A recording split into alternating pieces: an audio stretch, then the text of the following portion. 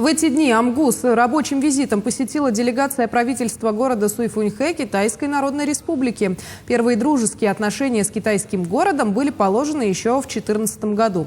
А в 2016-м делегация Амгинского района посетила Китай. С тех пор связи укрепились. На встрече стороны обсудили ряд вопросов по развитию побратимских отношений в разных сферах, таких как образование, туризм и предпринимательство.